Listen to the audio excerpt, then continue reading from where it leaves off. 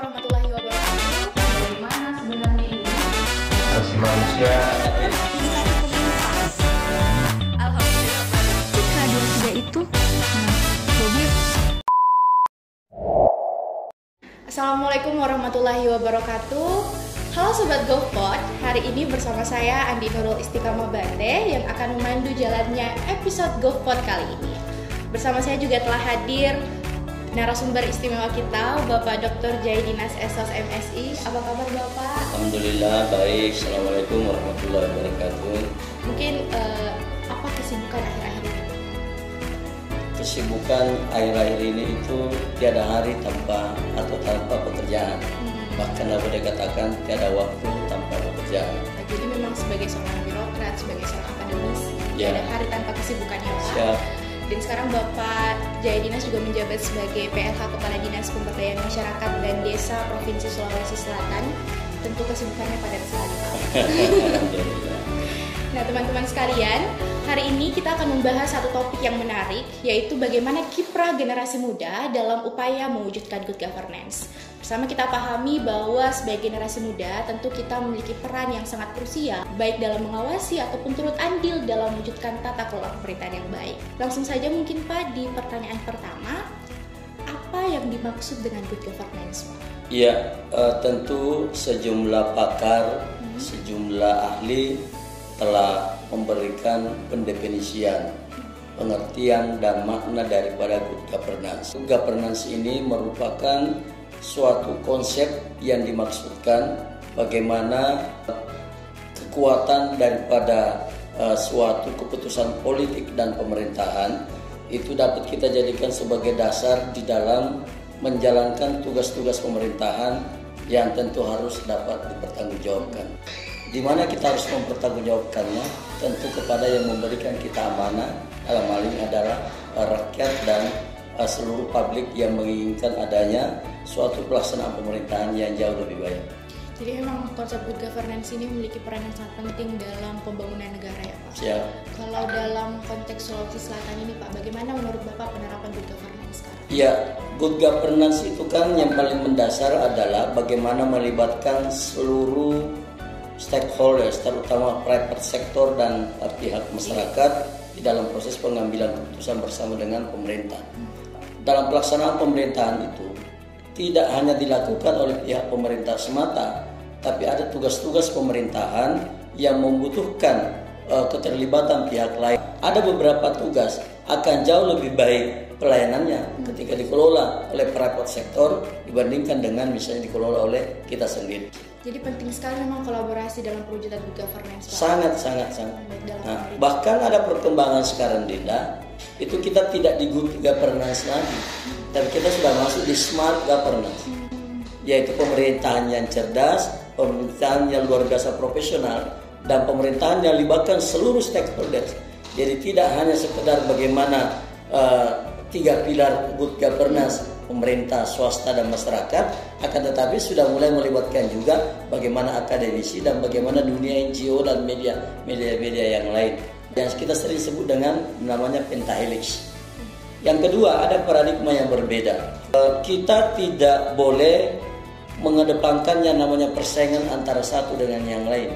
Yang kita kembangkan adalah bagaimana kita bersinergi, bagaimana kita berkolaborasi, bagaimana kita saling koordinasi dan saling membutuhkan satu sama lain dalam mencapai sesuatu, sehingga yang namanya persaingan antara satu lembaga dengan lembaga yang lain, antara satu kekuatan politik dengan kekuatan politik yang lain, antara suatu misalnya kekuatan sosial dengan kekuatan sosial yang lain, itu bukan waktunya lagi.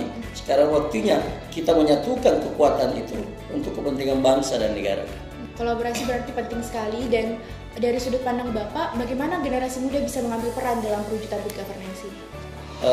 Kekuatan suatu bangsa di masa depan sangat tergantung pada bagaimana kekuatan anak mudanya di saat ini.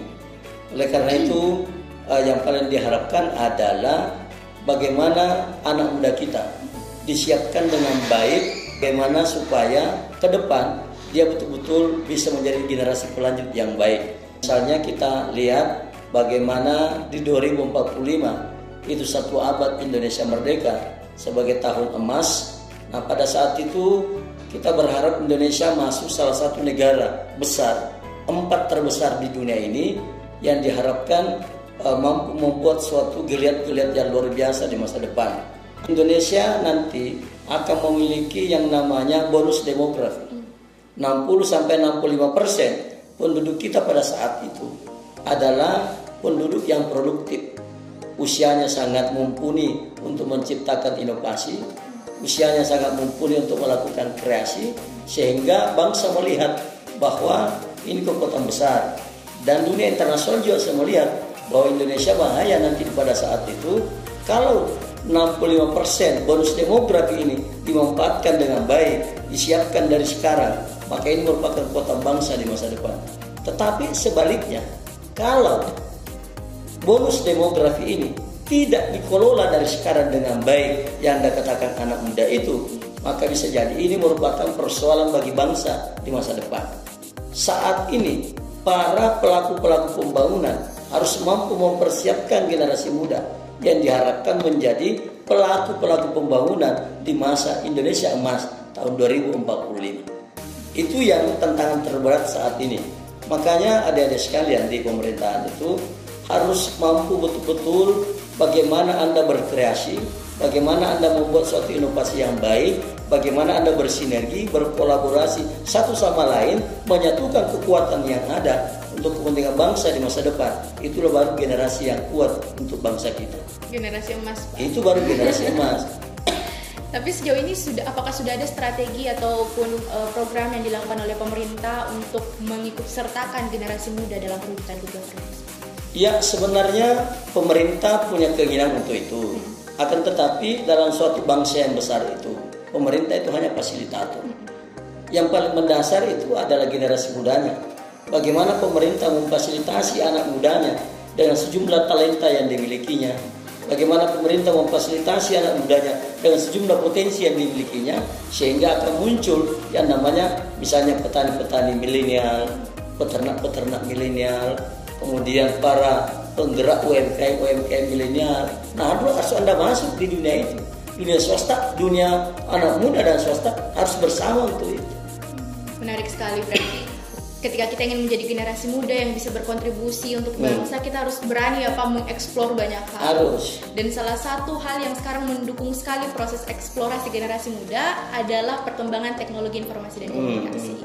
Media sosial hari ini ternyata membawa banyak sekali pengaruh, Pak, untuk generasi muda. Berbicara tentang teknologi, Pak, salah satu prinsip good governance itu transparansi dan akuntabilitas. Ya. Bagaimana kemudian pemerintah Sulawesi Selatan telah menerapkan digitalisasi dalam perwujudan good governance? Iya, kita di Sulawesi Selatan, alhamdulillah, bahkan saya dapat mengatakan dengan adanya sistem digitalisasi ini, tidak ada lagi alasan untuk tidak memberikan pelayanan terbaik kepada masyarakat kita. Karena kita bisa melakukan pekerjaan dari mana saja dan di mana saja. Dan juga bahwa di pemerintah Sulawesi Selatan itu sangat luar biasa ketika misalnya tidak ada lagi yang bermain-main dengan persoalan hadir tidak hadir, atau mengakali suatu hal yang jelas-jelas aturannya mau diakali nggak bisa lagi, karena itulah fungsinya yang namanya sistem digital atau aplikasi masuk dalam kehidupan kita, karena semua bisa termonitor, sehingga apa yang kita lakukan itu diketahui oleh orang lain. Kita dimonitor dari berbagai macam sisi, iya kan? Dari sisi A, sisi B, sisi C, semua memonitor kita apa yang telah kita lakukan. Nah, sehingga pikiran-pikiran yang lain yang sifatnya destruktif itu kita buang dan kita membangun sisi-sisi pikiran-pikiran positif kita, supaya betul-betul bahwa kita telah melaksanakan suatu pekerjaan penuh dengan tanggung jawab. Kita melaksanakan suatu pekerjaan betul-betul mengarah kepada bagaimana pelayanan, kualitas pelayanan kepada masyarakat semakin baik. Kita melakukan pekerjaan dengan sasaran dan fokus yang jelas, dan juga adalah terukur. Misalnya gini, apa yang dirasakan sisi baiknya dari pemerintah, dari apa yang kita lakukan yang dirasakan oleh masyarakat, sama dengan pihak kampus. Kalau hanya bermain yang penting sudah selesai, itu tataran outcome. Tetapi apa yang dilakukan oleh anak-anak kita ketika dia sudah sarjana, itu outcome. Nah, harusnya itu dibentuk jauh sebelum mereka keluar. Sebelum Anda keluar jadi sarjana, Anda sudah harus tahu dirinya mau kemana setelah ini, atau apa yang mau dilakukan setelah ini. Karena kenapa? di dalam prosesnya itu tidak hanya bagaimana mencapai output yang ada, bagaimana dia menjadi sarjana, bagaimana dia diwisuda, bagaimana dapat ijazah, tetapi setelah itu kita sudah tahu juga dia mau kemana. Berarti digitalisasi dalam tata kelola pemerintahan ini diharapkan bisa meningkatkan kedisiplinan aparatur sipil negara juga. Semua, bukan hanya persoalan disiplin, akan tetapi kita bisa saling mengingatkan satu sama lain. Kita bisa melakukan check and recheck, cek terhadap perencanaan, cek terhadap apa implementasinya, dan cek terhadap sudah sampai di mana output dan outcome yang kita mau capai. Nah, dengan sistem digitalisasi ini kita bisa membuat suatu aplikasi yang memperjelas indikator capaiannya. Tidak sekedar yang penting sudah selesai mid test, sudah selesai final test, tapi indikator apa ya, sisi apa yang kita mendapatkan di balik itu. Oke, baik. Mungkin bergeser sedikit Pak, kembali di kiprah generasi muda hari ini. Di pemilu kemarin, pemilihan legislatif, banyak anak muda yang turut serta berkontestasi. Nah, ini menjelang pilkada, bagaimana Bapak melihat kiprah generasi muda yang semakin banyak nih yang mau ikut dalam kontestasi? Iya, memang momentum itu tidak datang dua kali. Ketika pas momentumnya ada, dan Anda sudah siap untuk memasuki itu, manfaatkan momentum itu. Daripada momentum itu meninggalkan Anda kehilangan suatu momen yang sangat baik.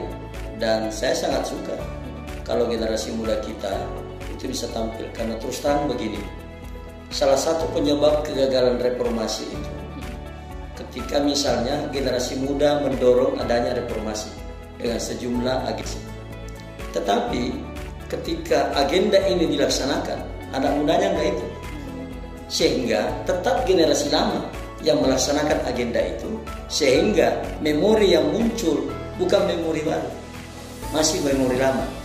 Harusnya itu kita menciptakan yang namanya kendaraan reformasi. Harusnya di situ, oke lah, kita kan orang baru di dalam dunia ini, sehingga tidak ujuk-ujuk langsung menjadi driver. Ya kok driver dulu lah, ya kan? Nah, sehingga dengan demikian ketika misalnya sang driver ini adalah generasi lama mengendarai mobil reformasi, ketika ada yang salah, driver bicara, Pak, tidak belok kiri lagi, sekarang lurus. Nah, Pak, belok kanan, bukan lurus. Nah, jadi ada yang mengingatkan ini generasi tua yang menjalankan agenda reformasi, karena ada anak mudanya yang mengawal. Nah, sehingga ini terkontrol. Nah, kita yang keliru 98 kelirunya di situ. Kita menciptakan mobil reformasi, tapi yang naik di mobil reformasi itu adalah generasi lama, sehingga tetap mobilnya semakin kencang karena mobil baru, tapi sopirnya sopir lama gitu. Nah, sehingga itu yang membuat kita punya agenda reformasi terpental di tembok yang besar dan tidak berhasil karena kita tidak ikut di dalam proses itu. Nah, sekarang dengan adanya anak muda yang masuk untuk mencoba mengawal kembali sejumlah agenda reformasi ini ke arah yang benar, maka anak muda tidak boleh lagi membiarkan begitu saja. Bahkan sudah banyak generasi muda kita yang dulu 98 sebagai generasi muda, sekarang lagi matang-matangnya, lagi baik-baiknya, lagi dewasanya untuk menjalankan pemerintahan ini. Nah, sekarang ini ada lagi eranya, 27 November kita akan pilkada seluruh Indonesia. Kita berharap anak mudanya tampil di situ. Apakah dia dulu menjadi tim sukses atau memang dia yang mau disukseskan? Ya kan begitu. Karena menjadi orang hebat di masa depan tidak bisa lahir dari ombak yang biasa-biasa saja. Iya dong.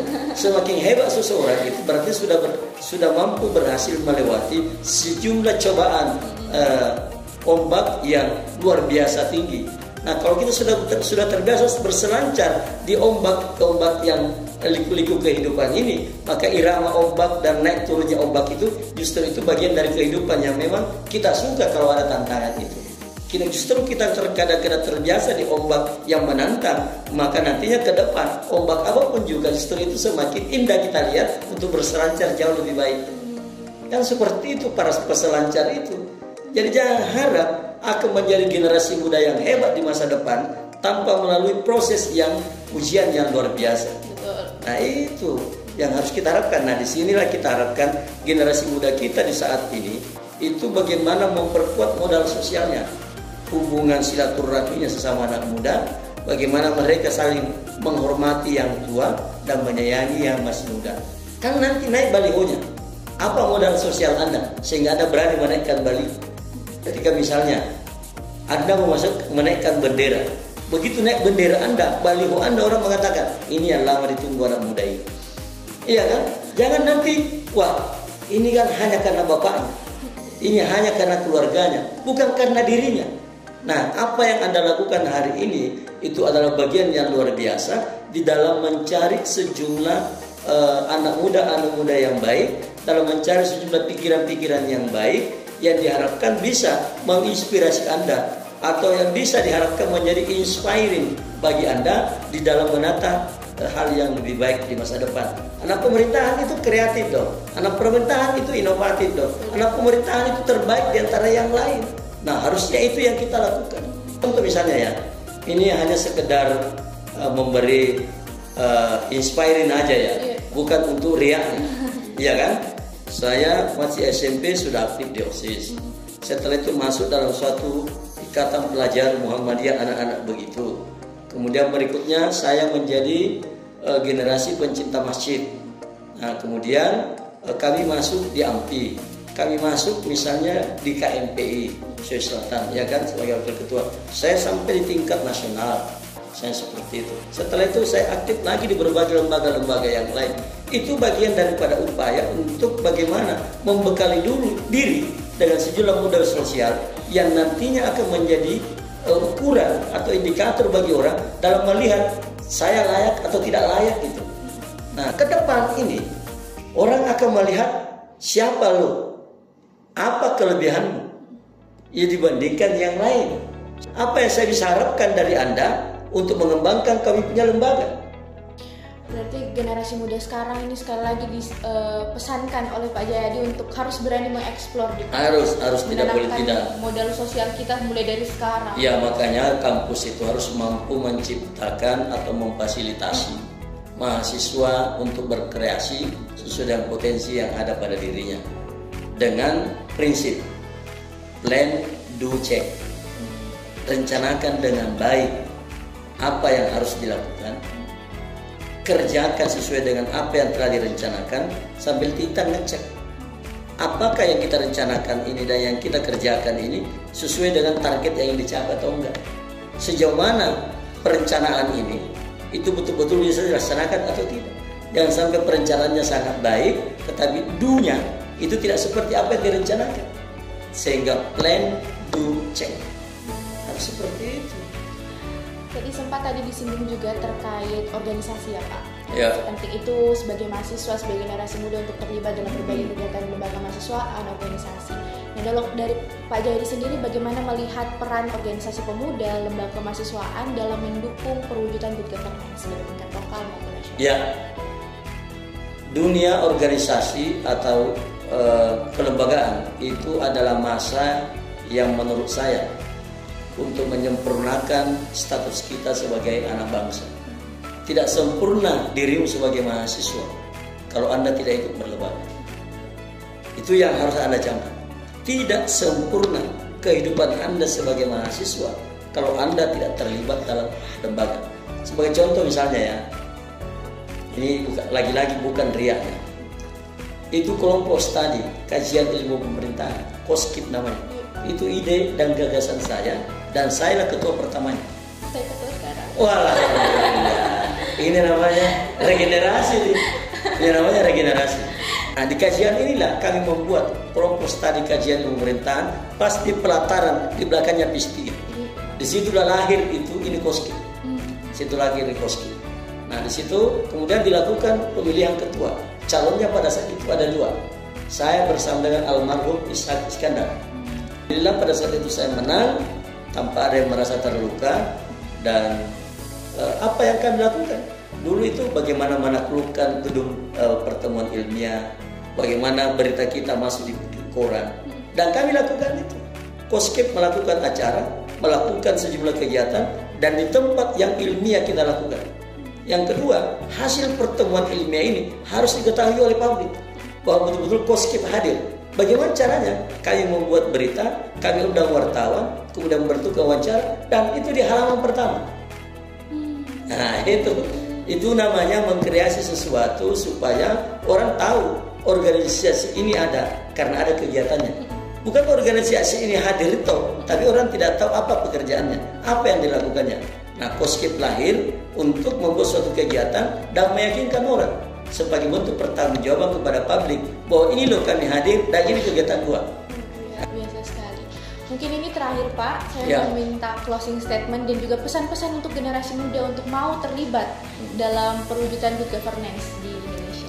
Ya, adik-adik sekalian, good governance atau kepemerintahan yang baik yang kita harapkan tercipta di masa depan, itu kuncinya tergantung pada adik-adik sekalian. Sejauh mana Anda mampu melakukan atau aktif dalam suatu lembaga dan mempraktekkan sejumlah prinsip-prinsip good governance. Adik-adik sekalian, jangan hanya menjadi mahasiswa biasa saja. Jangan hanya menjadi generasi muda yang biasa-biasa saja. Ciptakan sesuatu yang baik, ciptakan sesuatu inovasi, ciptakan sesuatu yang namanya kreasi yang diharapkan dapat membuat teman-teman Anda itu bisa bersama-sama di dalam melahirkan sesuatu hal yang baik. Tapi dengan catatannya, kesesuaian antara apa yang direncanakan dan apa yang dilaksanakan, dan bagaimana kita mampu mempertanggungjawabkan apa yang telah kita lakukan. Jadi akan lahir nanti generasi muda yang kreatif dan bertanggung jawab. Itu yang kita harapkan. Masya Allah sekali, tadi sudah banyak kita membahas Pak tentang good governance, generasi muda sampai ke lembaga kemahasiswaan, dan bahwa benar sekali generasi muda memiliki peran yang sangat besar terhadap pembangunan negara kita. Saya tadi tertarik sekali Pak yang dikatakan bahwa bagaimana bangsa di masa depan itu tergantung dari bagaimana generasi mudanya hari ini. Mungkin itu yang bisa kita diskusikan pada hari ini Pak. Terima kasih banyak atas waktu di tengah-tengah kesibukan Pak Jayadi menyempatkan kembali ke kampus, kembali ke Himapung. Dan bagaimana Koskip kembali. Masya Allah. Mungkin itu cukup sekian pembahasan kita kali ini teman-teman. Semoga dapat membawa banyak insight baru, banyak pengetahuan baru, dan banyak kebermanfaatan bagi kita semua. Saya Nurul Istiqamah pamit undur diri. Wassalamualaikum warahmatullahi wabarakatuh.